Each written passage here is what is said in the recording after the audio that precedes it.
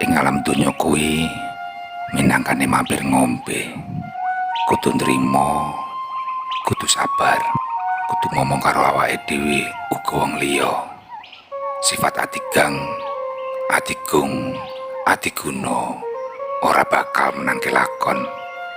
Aja dumeh dadi wong bisa, aja dumeh dadi wong sugih, aja dumeh dadi wong kanggo. Kabeh kuwi mung pacobaning urip.